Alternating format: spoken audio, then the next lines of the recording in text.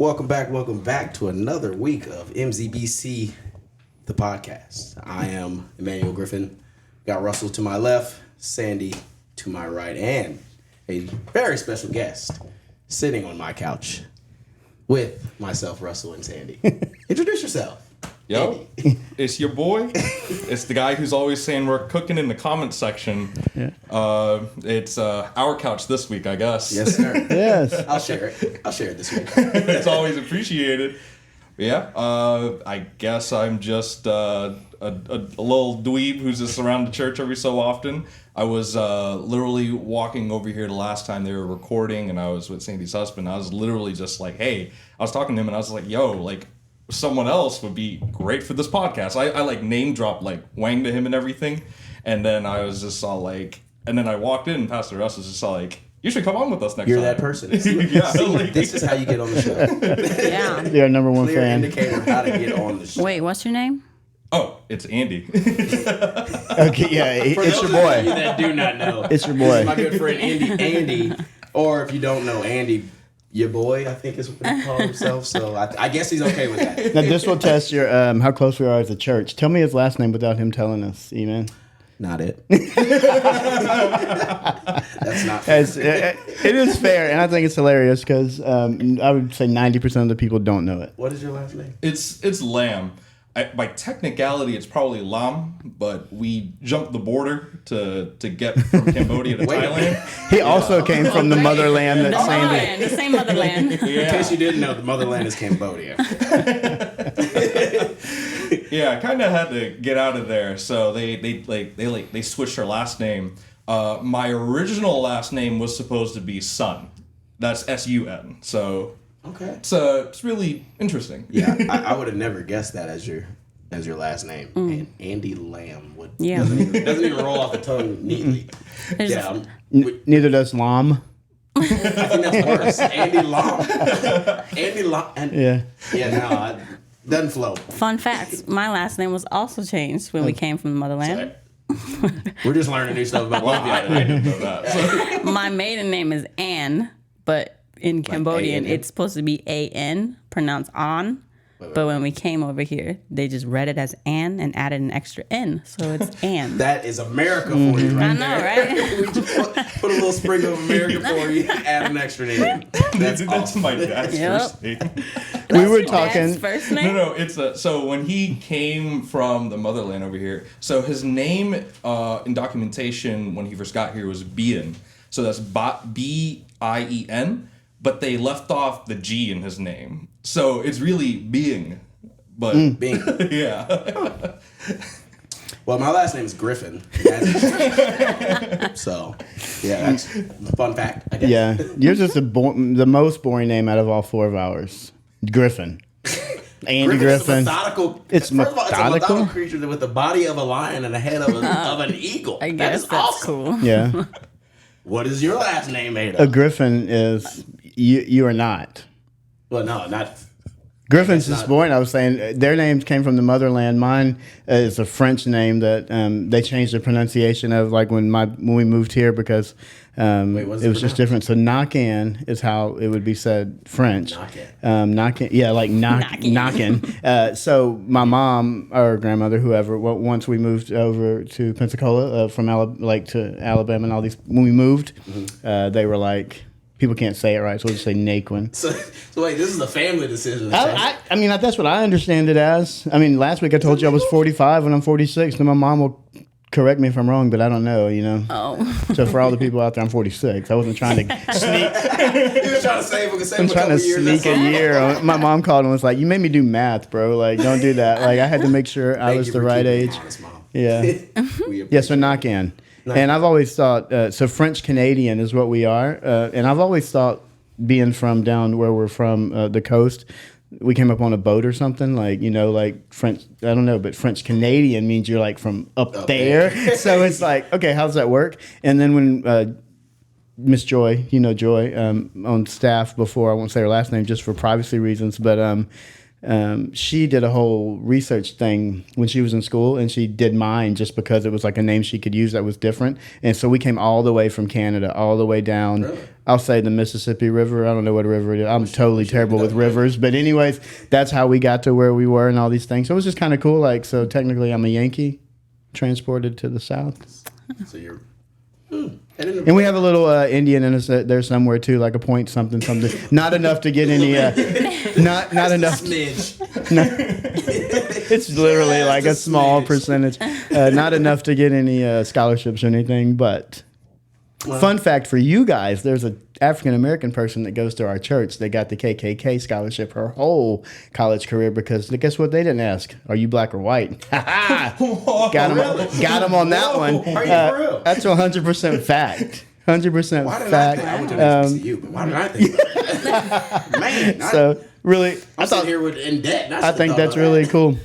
And I'm going to say KKK. It was a racially motivated group. I'll just say that one. Figured that. Either way, they did not know who they were giving the scholarship to. Right. Her name does not sound ethnic. I'll say I bet that. they're in there And like, man, we're so proud of her. If only they knew. But with that being said, I think that brings up a great topic of how we view the last names is not quite of how we view God, but we do have to have a view of God in order for us to be able to display. And I think, like, and just to play along with what the direction you're going, our view of God does kind of correlate with our last names. It's like our foundation. It's like who we are. It's like somewhere in there's people and things that happened that shaped like who we are in 2023. Yeah. I would love to go back. And I would love to in a time machine just go there and like watch like what was happening, bro. Like, You're right. how did we end up to where I ended up in Pensacola, Florida, and like Fairhope, Alabama, and Yeah. I don't know. Just you never can do that, and Ancestry.com only takes you so far. But yeah, Is that the one you have to give DNA? Yeah. well, I thought that was 23andMe. Oh wait. Oh, 23andMe. Yeah. Sorry. I have never sent anything. Ancestry's not the. I think it's- That's I what think- everybody talks about it. Well, I felt like it was just a bunch of research. I don't know, bro. Don't get me lying. Like I just said, don't want to clone that. I don't know a lot of facts about a lot of things. But you just say the word I know a lot about God, and that's pretty much where I wrap up my.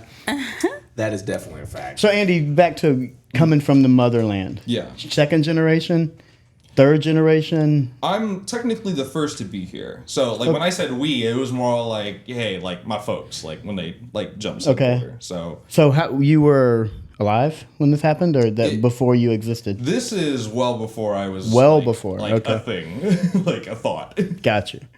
And so what they do when they came over, like what they, because Sandy kind of gave us was the way her of- little what was the way of story life the then? first time, like when they first came over, where they find themselves, like what was happening. Oh, yeah. So, it's... What year was it, first of all? So, it depends on mom versus dad, but Pops got here, like, the beginning of the 80s. Okay. Like, and mom got here like a little bit later on, and so like mom was extremely lucky. She managed to actually get here with the entirety of her family, and like except like her dad, and it's like really crazy because like so my grandfather on my mom's side, we found out like beginning of this year, like I lived my whole life thinking he just wasn't here anymore. Like we thought he was gone a long time ago.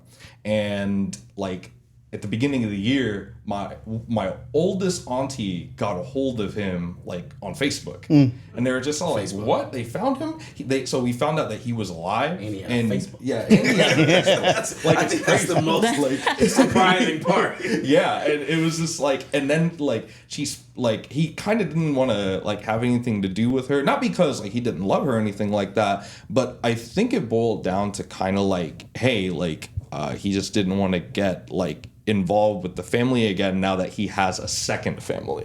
Oh, And it's deeper than yeah, like if you go to Cambodia, you'll see like a bunch of different like missing posters, and it's because of like, hey, like we lost like all these people during like the war and everything that happened out over there, and so so like for my mom and like for all of her siblings and like her mom to have made it out, like, and for everyone to be attending school, like it was pretty good.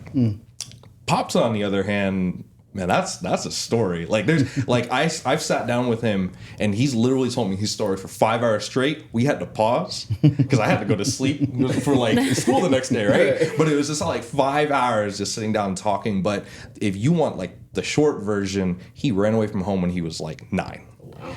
He made the decision. He was like on the northern side of Cambodia, and he was just like, man, if I stay here, I'm not gonna make it. And so he and his older brother make this pact to go, and they're like, hey, in the morning we're gonna jump ship, like we're gonna like cross the bridge, get out of the town, and we're gonna go to Thailand because that's where all like the people are to like, you know, be saved.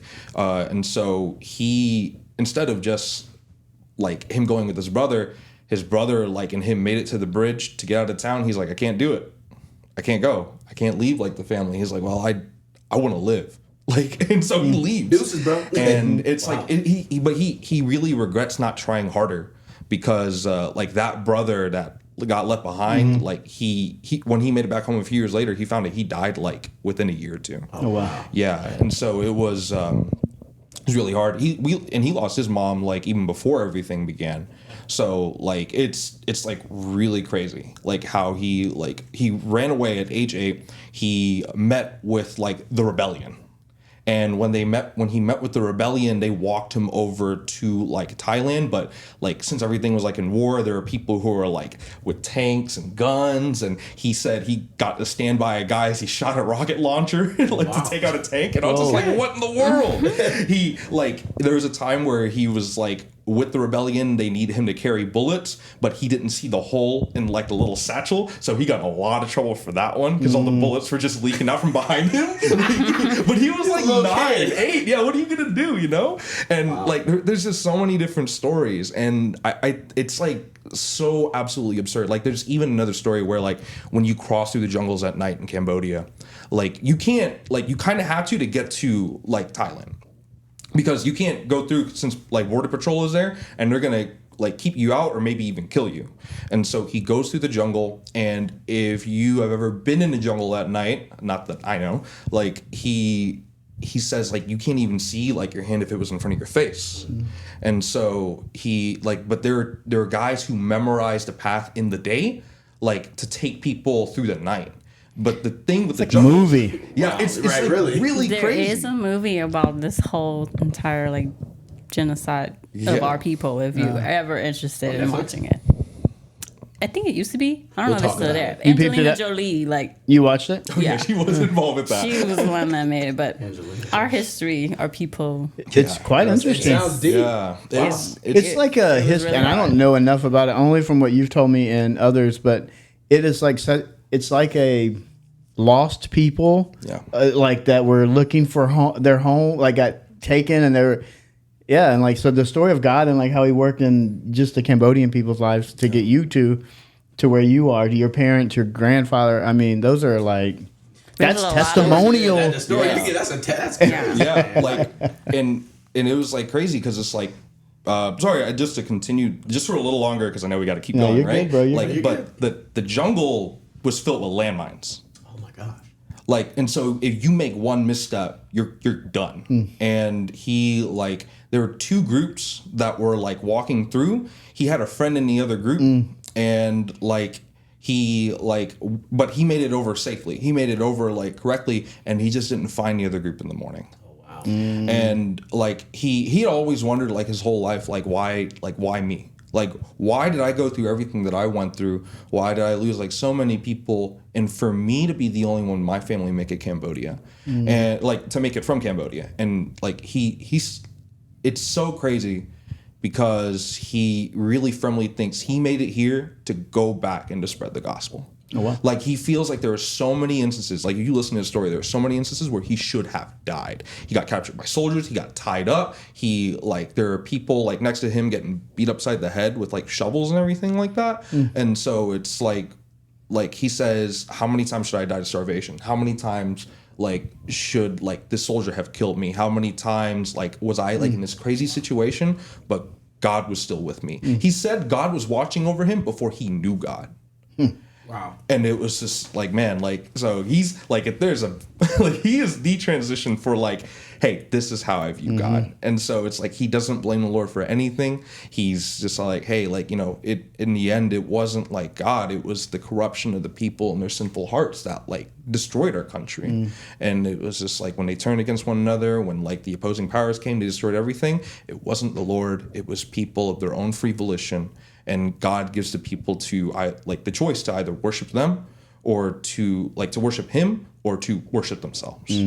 Yeah. I love what you said, how your dad basically said God was watching out before he even knew God. And I think that's like, I think that goes over a lot of our heads as far as we're Christians. It's like, well, I'm a Christian, God is already looking out for me. But I think prior to us becoming Christians, it's like we're kind of living this world, trying to figure it out on our own, not thinking of consequences of actions. Not thinking of, okay, if I slap Andy, what's going to happen? Who's actually I would cares? love to find out. I'm not going to do it. He's a guest today. You got a bit more hospitality. I mean, this is the pastor, by bro, the that would get views up. way. Andy for the views. We gonna be on World Star. But in just that idea of you have a God looking out for you even when you don't even care. God ain't even in your midst, not in your thought process, but you have a father who loves you so much. He looked out for you even when you should have died of starvation. You should have died when the soldier captured you. But because you don't know me, and I know I have a purpose for you. I think it's just awesome that that view of God alone is just within itself. Yeah. So I think that your dad definitely has a story for sure. It's crazy. Sandy, That's awesome, Sandy. Anything what you got over there? I feel like you always have this book in front of you with like just knowledge. life-changing knowledge ready to Not spread. even. I agree that God does these things when you're not even looking. I can think back in my life to when I was just a wild child at like I never got wild until I would say my 10th grade year, summer going into 11th grade year, maybe 9th grade going into 10th grade. I remember the spot I was sitting. I remember the car we were sitting in, flip switched. where we were parked when like the first time illegal drugs were being passed around in my life. Wow. And I had known that smell and what it did to families and things because like my family was always around that. Like it was just a part of what happened. And so I remember being in that car that night and being like, I'm just going to, say no to drugs. Right. And that was like the commercial back in the 80s. And so I was going to, and I remember like vividly saying no, like 2 times around. But then like the third time it was like, yes. And then from that, I mean, honestly, from like then until the Army time and stuff, that substance was a part of my life. But all the way along, there was like a million different times where God just protected me where, I probably should have been in jail or got hurt or at least not had the foundation of friends and people that I had around me. Right. At least been stranded by myself, and God was doing that. So I believe it absolutely shapes how you view God. Absolutely. Like it cannot. I don't know how to give it. I don't know how to pass it to you the right way to give you the floor. Yeah, I mean, I agree. Like how we view God is definitely like I think it's a quote by somebody that said like how we view God is how like what's most important in our lives. And I think just to answer the question of what my view of God is, like for me, I would say he's like creator for one, and then father. And I came to terms with him being father because I think it's the absence of what I had growing up. Like for me personally in my life, like my dad wasn't really a father figure in my life at all. Like there's a lot of trauma and history between us, and like it was never a good relationship.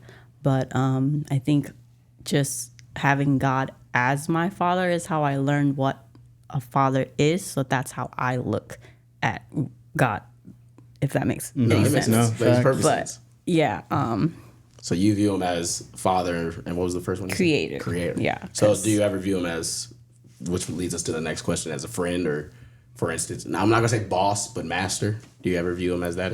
Or yeah, in what I feel instance like do you it's- separate the I guess the titles? Yeah. I guess. I mean, I feel like it's situational. Like, I view him, of course, I view him as everything you guys probably will mention: father, friend, master, creator, love, all these things. And I think it's just because that's who God is. And it goes back to what we've talked about before in like the relationship podcast. It's like when you know God's character and you know who he is, then you realize what is true. Yeah. And that's just how you view him, if that makes any sense. That makes sense. But yeah, I mean, So I guess a question as far as you view him as at times you view him as a father, at times you view him as master, at times you view him as love. When, I guess, you know, I have to give an example. This goes for everybody on the floor. When do you, okay, God showed up in this moment. He was my friend. God showed up in this moment. He was my mentor. He was love in this moment. I wanted to cuss this guy out, but if God didn't show up and brought the love, I wouldn't. When do you, I guess, okay, God is the father right now. Okay, God is my friend right now. God is my whatever you might have just said. right. When do you, I guess, experience that, or have you? I think like last week I told the story of that young man that called from Mount Zion High School from 2019 and was like, dude, I want to get baptized. It was like, I felt like God was my friend in that moment. Like he knew I needed encouragement in that whatever day that was, just like, I need encouragement every day, by the way, but that day especially. And it was I was just riding down the road, and it was just a random phone call. And if you know me at all, you know I don't answer random phone calls. If that kid's number wouldn't have been saved in my phone, I wouldn't have answered it. But it just said whatever his name is. I know his name. I don't want to say it, but it said his name, Mount Zion High School football. And I answered it, and he said what he said, and I hung up, and like, Sandy would be happy. I'm not going to tell you I cried, but I almost cried in that moment because it was. I forgot you like tears. But it was like, yeah. I mean, God was my friend in that moment, and then there's other moments where I'm sitting there on a Tuesday, Wednesday, Thursday, and I'm putting off writing a sermon or studying or whatever, and God is my master, and He's like, dude, you better get to it, bro. Like you're about to have to get up there. Like you should in be a couple hours. You're gonna have to say something. And so there's just, I think it's a situation by situation, right, Andy? Like just in life, and God is all those things. Yeah, Definitely.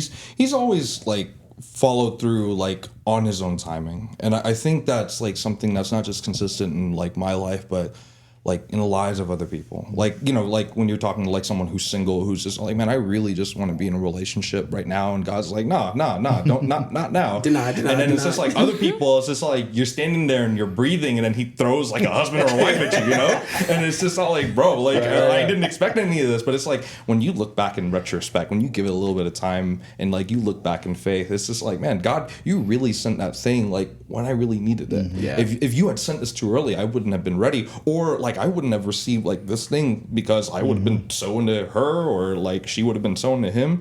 And it's not just in my life, but in like friends. Like I have a friend who I lead a Saturday Bible study. For those who don't know, I teach nerds in the basement, and I've done it for 8 years. Like it's and it's like we've had people who come through the doors, like coming in, coming out, and it was like towards the beginning we had a founding member who like left. He went to go study music, and then he went to go pursue like just doing like gigs in like New York. The musician life. Just a musician life. And like some people want to hear musician life, they're like, oh, that's pretty cool. When you hear musician life, you might think a little something else. Like, and on so, the road all the time, man. Yeah. And it's just all like, but he definitely got involved with like, you know, like what you were saying, Pastor Russ, with like the drug life and everything like that, because there were definitely a lot of them who were into that. Yeah. And like he went to New York, and he just felt like he was just living a life of sin, and he was even like engaged, you know? And then God was just all like, nah. Like he lost like everything, like in like one like fell swoop, and it was just like, man, like what's happening? And it was just like when I spoke to him, he was just like, man, I think God's just calling me back. Like there's no other way for me to think about it. Like that God is so merciful and so graceful that like, hey, even when I like didn't want him, he like picked me up and he just threw me where I needed, I needed to be. Right. He swooped in when it was perfect. So man, it was just a ride to hear that from like an old friend who like I had known for like so many years. It was like, you disappeared, you come back, and it's just like, what are you doing down here? Yeah, God did something. God did. Yeah, exactly. No, that's real. I think everybody pretty much said it as far as God being situational. I think the best way to sum it all up is God is exactly who He is, right on time when He needs to be it. Yeah.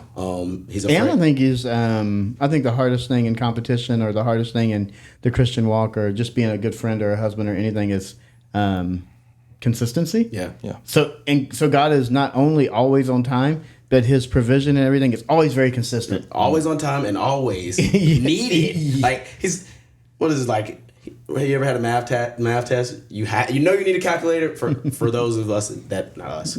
Those of you that are in high school, you got a lot. Yeah, you need was it TI 85 or something? You got to have. Yeah, I don't know, whatever it's called. But you either got that or you got the basic, You don't want that. regular keyword. And if you left it, 9 times out of 10, teacher giving you Yeah. the cheap one or nothing at all. And my picture of it, God's kind of like, hey, Here's the good one. here, borrow that.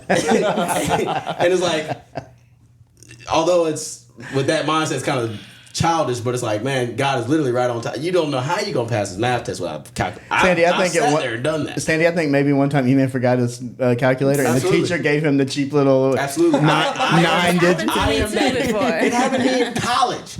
In college. First of all, I don't understand why you can't use this And he's calculator. looking out like, God, where are you?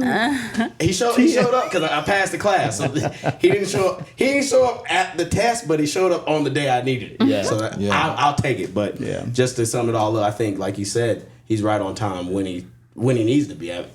When you need somebody, hey, write that sermon. Mm-hmm. You don't need a friend right now. You need somebody. Hey, course. Yeah, nudge. of course. Go write that sermon. Or for instance, when you're hurting, let me love on you a little bit. When you don't have that human affectionate love, you always have that. You always have God's love, and I think that's one of those things that we take for granted. Where as common as it is, and He's full of it, and like you said, He's willing to give it to you even when we're not. We're honestly going opposite of Him. I just find it to be awesome to be like, okay, well, God, I wasn't looking for love, but you provided it even when I didn't need it. But I think that what everybody said was awesome. Sandy, I'll throw this to you. Sunday, you had like a moment, like as you were leading worship, and we're like, and we've done it in the past, and we've talked about wanting to do it and not doing it because of the Spirit or whatever. And you were like, everybody just come up and what are people missing that you were not missing in that moment? Like, what is making you want them to do that, but that in general people not want to flock to the front? I'm including myself in that. Like, what are we missing in like understanding who God is and all these things that will give one person a heart to be like, dude, you should be laying out for him, and everybody else like, no, what is it? If you could tell me, that's the $1 million question right there. That actually leads us to the next question. But I mean, for me in that moment, it was just like the Holy Spirit was just speaking to me. I don't know. Yeah. Like it wasn't necessarily, well, like I said earlier, I view God as the creator.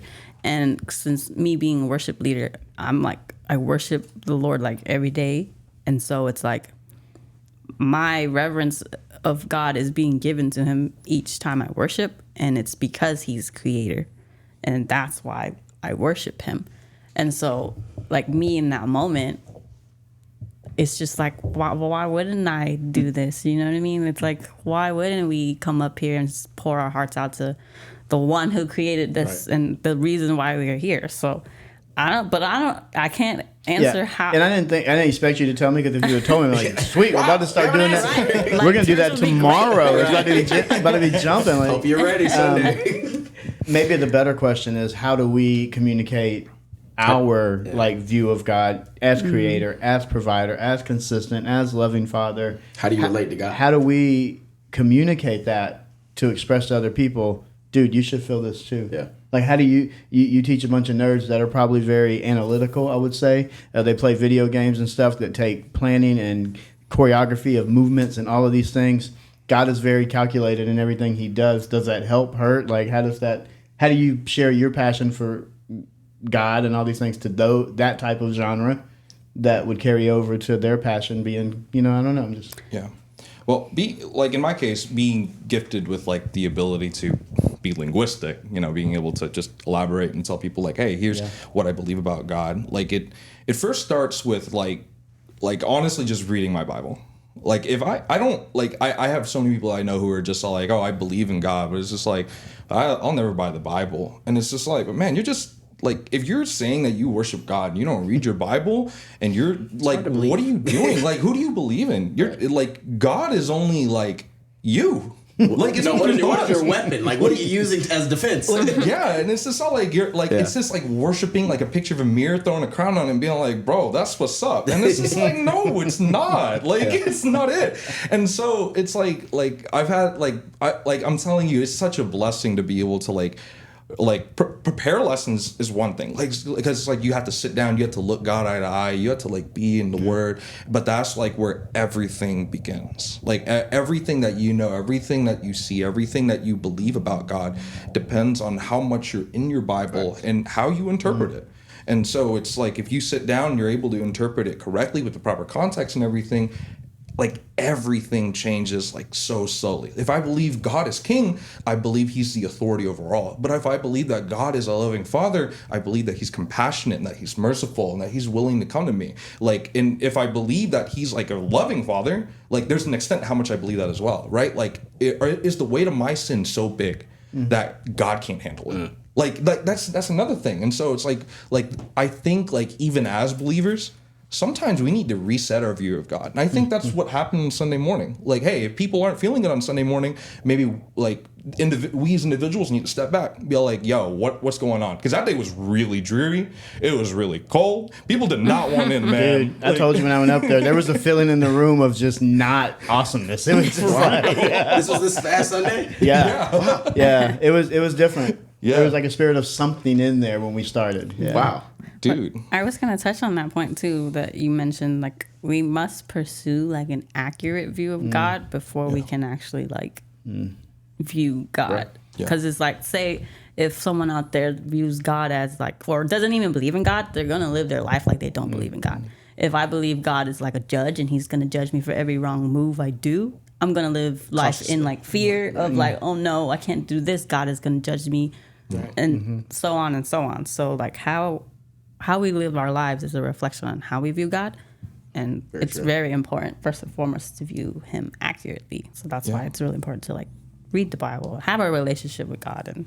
And you go ahead. I was going to add, to me, people who say they have a relationship with God but don't read their Bible is like you said, what relationship is? What is the relationship really like? Because once again, going backwards, Children's Church, you taught us the sword is the word.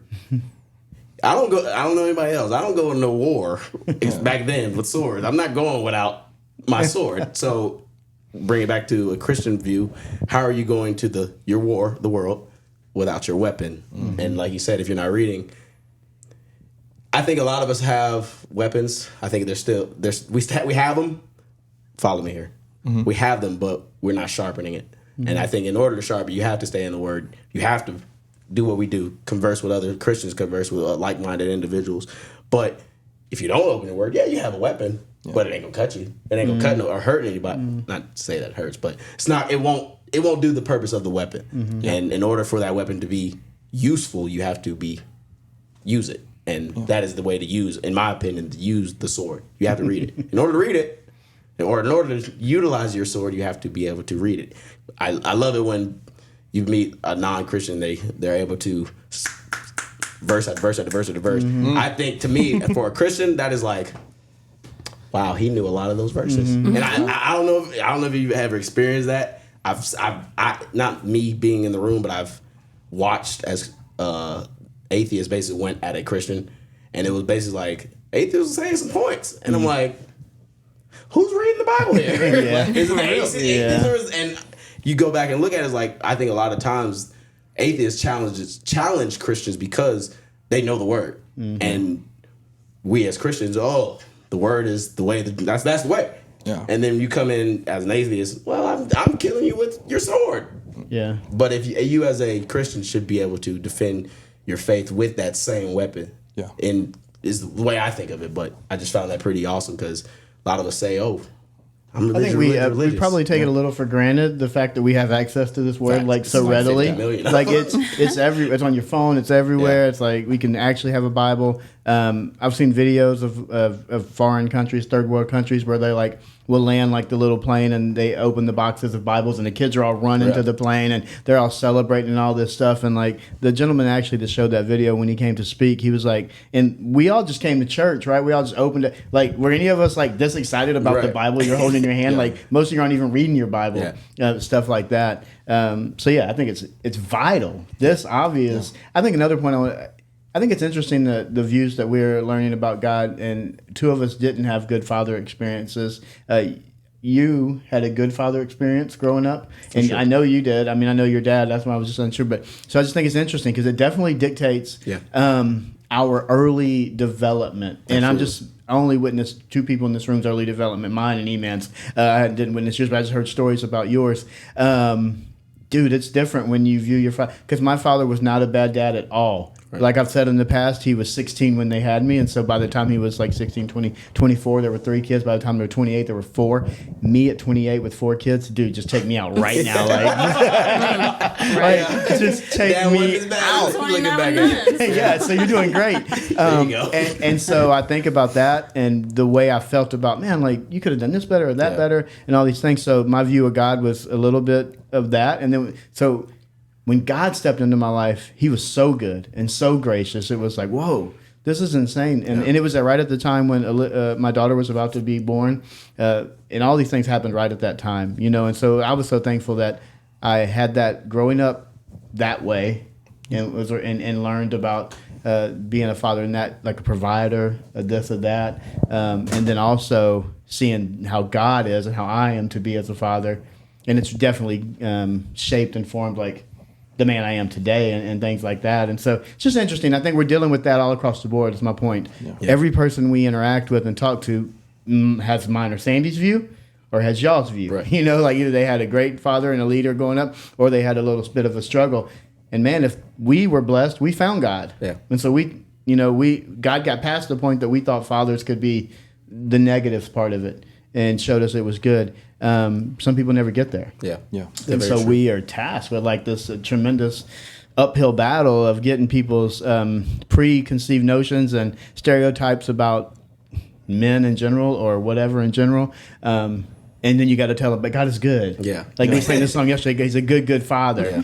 Man, there's someone out there hurting and going through something right now that's like, yeah, right. What is a good father? Like, what are you talking about? Right. What does that even mean? And so, so we have a hard battle, but like we started saying, you keep going and you talk to these people and you're investing in them because you don't know what the moment is. Yeah. Like your next word could be that moment that the light comes on. And so these gentlemen or guys and girls, whatever you're teaching in this nerdy basement, it just sounds more weird every time I say the dungeon. But you brought out it's almost like the lair. I know. I didn't call it that today, by the way. So I don't know. You don't know where any of those are. Just like we don't know where any person that's in church is, and these students where they are, and we're just this is my view of God. This is who I see. I know He is, and like you get it from here.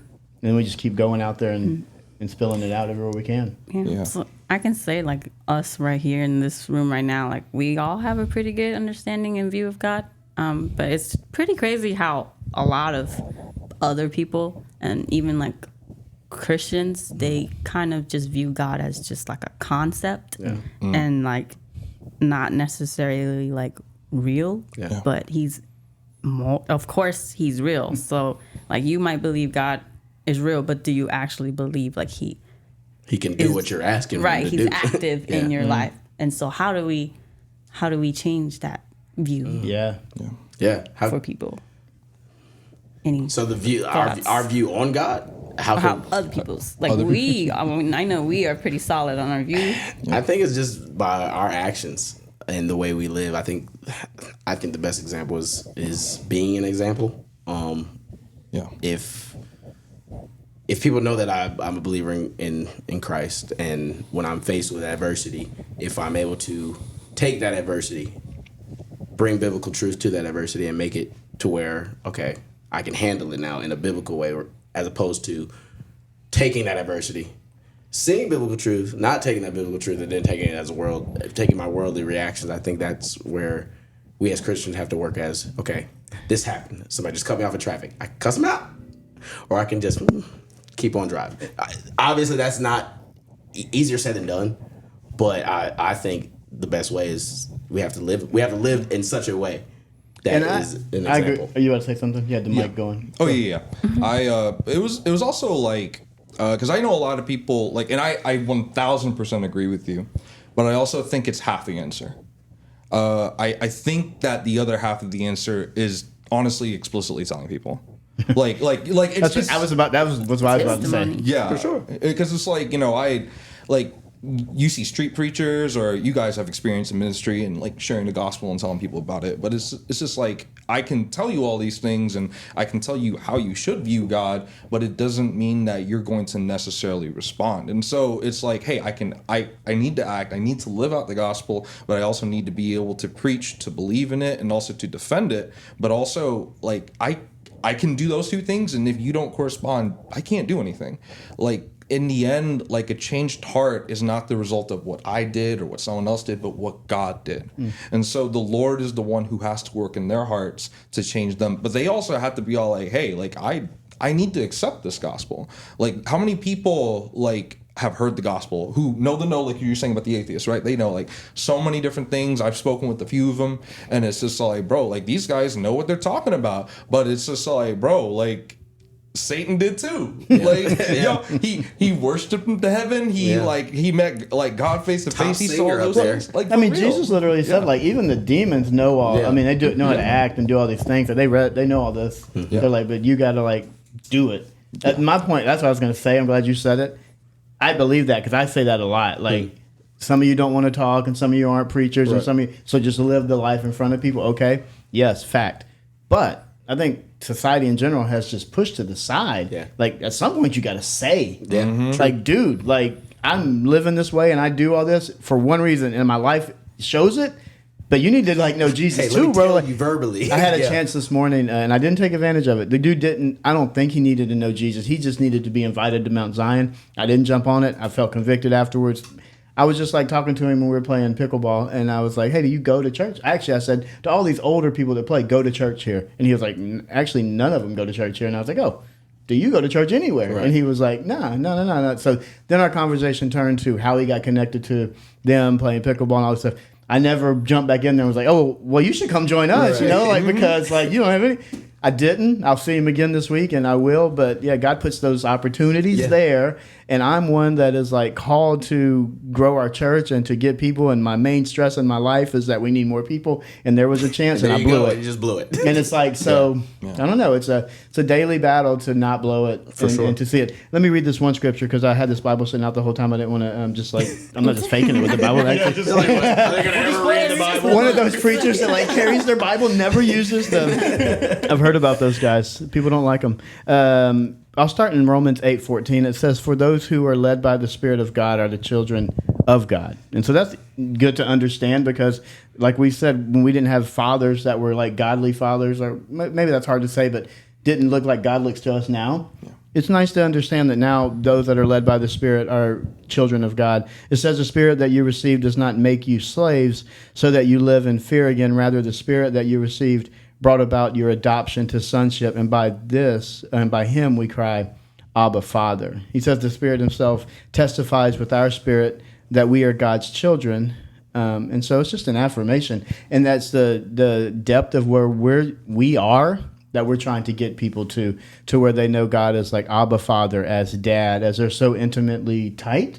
He knows every detail about their life, and you know details about his life from reading his word. Right. And so that's impossible to do without reading his word. And so I would love to challenge anybody that's like, I believe in God, but I don't read the Bible. It's just like, okay, you don't. But that we are adopted into this, and so he is this good father. And that's what we're I'm always striving to get to where God knows everything about me. Yeah. You know, there's even this long in my walk, which is relatively short, there's still things that are hidden, not from God because he knows it all, but from you. Right. Like there are things that you don't know about me that same vice versa, I'm sure.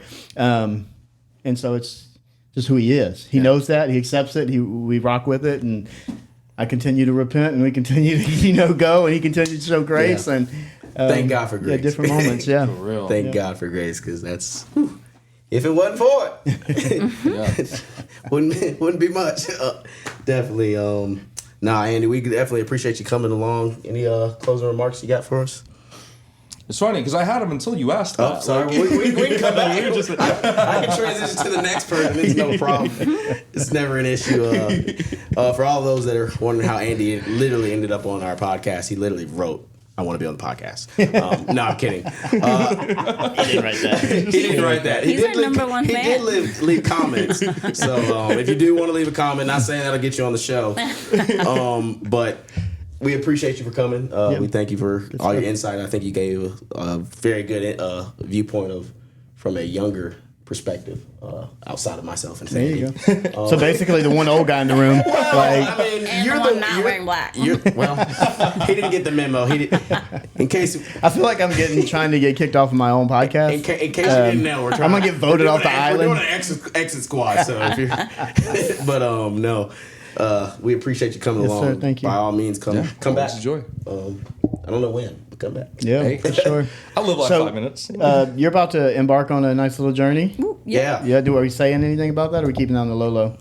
Yeah. So, do you want to say anything about that? Like why you're going? Like where you're going? Like Where are for you? fun? I don't even just know for where you're going. A dream coming true. dream trip. So Yeah. So another way God provided. Yeah. Yeah. So we won't say where they're going. People might hawk them down, but Right. they're gonna be on a. I got Ni- the bleep button, so as soon as you say, I'm going to. it's all right. It's all right. No, But yeah. is it like a family trip? Or? So I say that to say you guys pray for her. 2 weeks, right? 2 Yeah. weeks. Or like 10 days. More like 10 days, but 2 weeks. Safety, Is it- travel, all that good stuff. Cross the ocean, Okay, lots of we're good not in the stuff. States. No. Yeah, so You're not going to Israel. Are you? no. I mean, She's not. I mean, No, I mean, she's pray not. for Israel. okay? Yeah. Lot That's going on. intense. I would try to talk her out of that one unless it was a For God-given real. mission that she was being sent on. Sandy, I would have to know God sent you that. Like, God, you heard from Yeah. God. And he's Yeah. like, hey, Yeah. jump on that plane. Yes, sir. But no, we will pray for your safety Absolutely. for those 2 weeks. Just you or you and your husband? With Nara and Little trip. John. And Okay, cool. Little group, Little little trip. We'll pray for the whole trip. Yeah. Safe travels. Fun. I'm trying to get the He's details. trying to pull more details, and I'm trying to. Don't worry, I'll get them off screen. Yeah. But y'all be safe. Have fun. Yeah. I guess you're not going anywhere fun. Man, I'm not going I was gonna nowhere. say he's going somewhere fun, but he's going not. No, anywhere. Tax season is over. Woo! You're That. gonna hear him stop Praise talking the about Lord. taxes now. That's all I wanted to know. Tax season's over, so life is good again. It's always been good, but other than that, Just a little better. yeah, it's just Yeah. stress free now. It's all good. Well, E-Man, you did great, bro. E-Man just got put on the spot right before we started and said, hey, E-Man, you lead the podcast. Go. Sweet. Action. You did great. But like Comment down always, below how comment, you like, hit that like button. Hit the- No, I'm sorry. Smash that like Wow. button. Per Man. usual. Like, comment, subscribe. We do have church every Sunday. Yeah. 10:45. 10:45. I was gonna say 10:30. Come at 10:30. We'll be there. Center. You are all welcome. By all means, come in, celebrate with us, celebrate life. That's all I got. I'm waiting for one of my co-hosts. Oh, be you waiting for us to close it out? be like, let's close it out. We're wrapping it up. All Just wanted to right, see we're how you done. We doing. appreciate it. You guys join us, like you said, 10:45 on Sundays. Wednesdays, 6:30. Mount Zion is always looking to get into the community. So if you are in our community and you want to partner with us in any way, call, reach out. We can be contacted. Our numbers are out there, and we're always looking for gospel situations. And so anything you may have, please shoot it our way. And if God says to do it, then we're game. And so until then, what do you say? God bless. God bless. Be God safe. bless. Have a good week. Yep. See ya.